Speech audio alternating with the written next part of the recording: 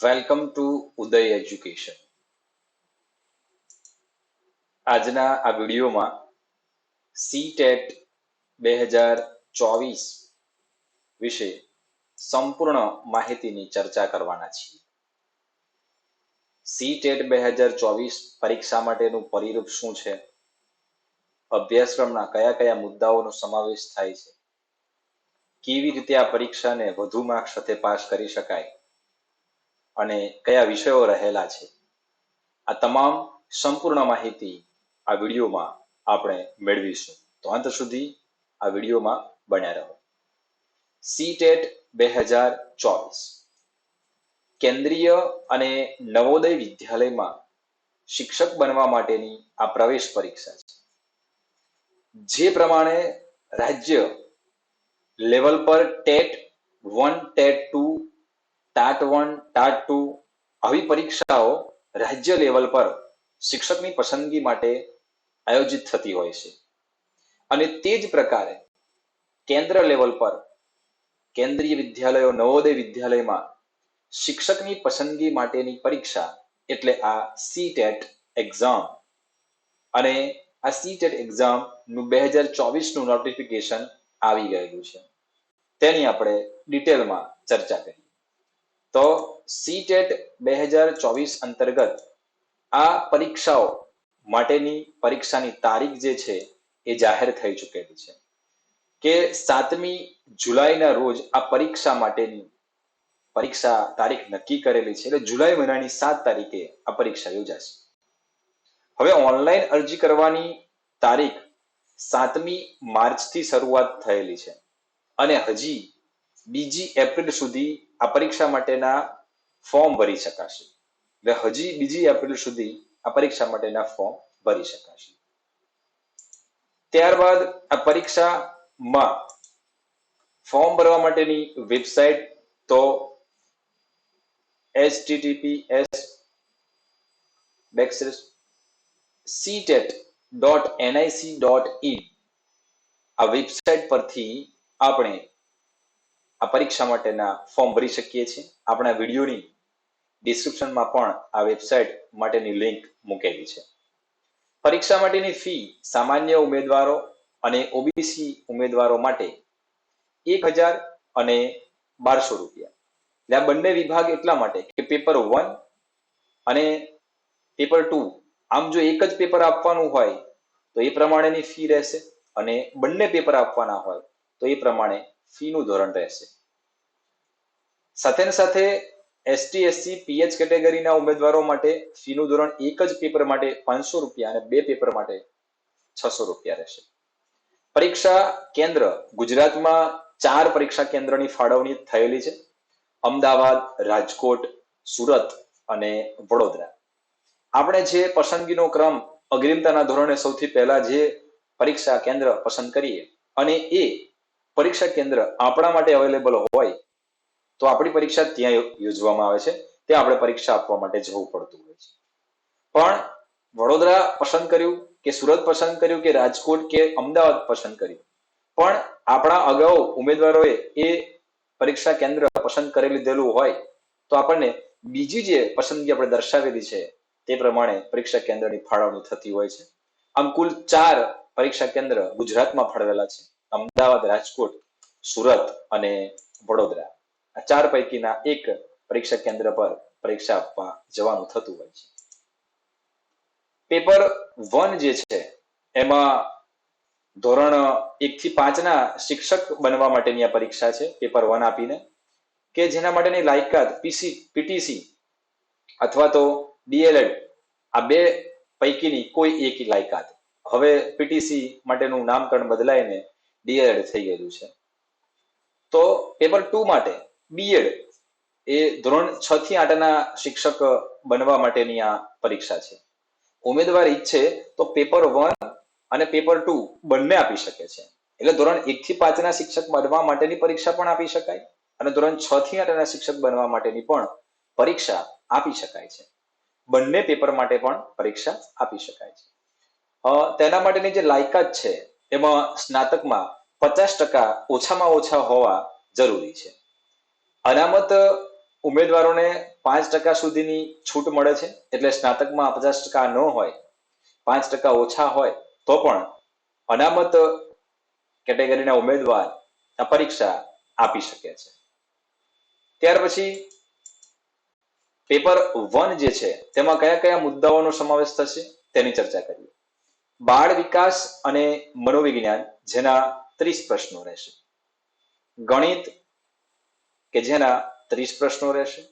પર્યાવરણ, એમાં પણ 30 પ્રશ્નો રહેશે. ત્યાર પછી પેપર 1 અને તેના પછી પેપર 2 છે. તો પેપર 1 તરીકે ગુજરાતી અથવા હિન્દીની પસંદગી કરી શકાય અથવા અંગ્રેજીની પસંદગી કરી શકાય. એ જ પ્રમાણે ધારો કે અહીંયા ગુજરાતીની પસંદગી પેપર 1 તરીકે કરેલી છે કોઈ ઉમેદવારે, તો હવે તેના માટે બાકીની 2 ભાષા પૈકી એક અહીંયા દ્વિતીય લેંગ્વેજ તરીકે, લેંગ્વેજ 2 તરીકે પસંદ કરવાનું રહેશે. એટલે પછી એવા પરિસ્થિતિમાં તેમના માટે પેપર 2 લેંગ્વેજ 2 તે હિન્દી રાખી શકાય અથવા અંગ્રેજી રાખી શકાય. આમ લેંગ્વેજ 1 અને લેંગ્વેજ 2 આ બંનેના પણ 30 ગુણ છે. આમ કુલ મળીને આ 5 વિષયોના થઈને 150 પ્રશ્નો પેપર 1 માટે, કે જે ધોરણ 1 થી લઈને 5 માટેના શિક્ષક બનવા માટેની પરીક્ષા છે. આપણી જે આ યુટ્યુબ ચેનલ છે તેના પર આપણે જે આ પહેલો વિભાગ છે બાળ વિકાસ અને મનોવિજ્ઞાન, એ પૂરેપૂરું ફૂલ આખું જે બાળ મનોવિજ્ઞાન, બાળ વિકાસ અને બાળ મનોવિજ્ઞાન છે એના બધા જ વિડીયો, પ્રશ્નો પણ મૂકેલા છે, અગત્યના પ્રશ્નો પણ મૂકેલા છે. આ બધું જ આપણે આપણી આ યુટ્યુબ ચેનલ પર મૂકેલું છે, જેના દ્વારા તમે આ 30 માર્ક્સની સંપૂર્ણ તૈયારી કરી શકો. અને હજી પણ બીજા પ્રશ્નો પ્રેક્ટિસ સ્વરૂપે આપણે સમયાંતરે મૂકીશું. તો આમ 5 વિષયો પેપર 1 માટે, જે પૈકીનો આ 5 વિષયમાં 30 માર્ક્સ કુલ મળીને 150 માર્ક્સનું વેટેજ રહેશે. ત્યાર પછી પેપર 2 માં જો પેપર 1 જે છે એમાં આપેલા આ મુદ્દા પૈકી ચાઇલ્ડ ડેવલપમેન્ટ જે છે, આ બધા જ મુદ્દા આપણા આ યુટ્યુબ ચેનલ પર મૂકેલા છે ડિટેલમાં, જેના અભ્યાસ થકી સારા એવા માર્ક્સ મેળવી શકો. જુઓ, પેપરનું જે માધ્યમ છે ત્યાં હિન્દી અથવા અંગ્રેજી રહેશે, પણ આપણે સમજવાનું, તૈયારી જે કરવાની છે એ ગુજરાતી દ્વારા કરી શકાય છે. બાકી પેપરમાં પ્રશ્નો જે છે એ હિન્દી અથવા અંગ્રેજીમાં જ આવશે. હા, ગુજરાતી લેંગ્વેજ 1 તરીકે પસંદ કરેલું હોય તો એટલા પ્રશ્નો ગુજરાતીમાં હશે. ત્યાર પછી પેપર 2 માં અભ્યાસક્રમ શું છે એ જોઈએ. તો પેપર 2 ની અંદર પણ પેપર 1 ની જેમ જ પહેલો જે વિષય છે એ બાળ વિકાસ અને મનોવિજ્ઞાન છે, જેના 30 પ્રશ્નો રહેશે. અને આ 30 પ્રશ્નો એ આપણે આગળ વાત કરીએ એમ બાળ મનોવિજ્ઞાનના તમામ મુદ્દાની આપણે ચર્ચા આપણી આ યુટ્યુબ ચેનલ પર કરેલી છે. ત્યાર પછી ગણિત વિજ્ઞાન, જેના 60 પ્રશ્નો રહેશે. અને જો ગણિત વિજ્ઞાન ન હોય ઉમેદવારોના વિષય તરીકે, તો તેમનો વિષય હોઈ શકે છે સામાજિક વિજ્ઞાન, કે જેના 60 પ્રશ્નો રહેશે. એટલે અહીંયા ગણિત વિજ્ઞાન અથવા સામાજિક વિજ્ઞાન એમ છે, બંને વિષયો સાથે હશે નહીં. કોઈ એક વિષયના પ્રશ્નો 60 પૂછાશે.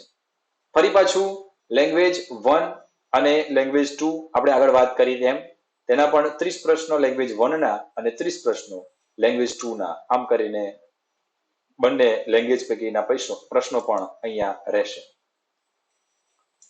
ત્યાર પછી એમાં પણ આગળ સમજાવ્યું એમ આ જે ચાઇલ્ડ ડેવલપમેન્ટ છે તેના માટેના તમામ મુદ્દાની ચર્ચા આપણી યુટ્યુબ ચેનલ પર આપણે કરેલી છે.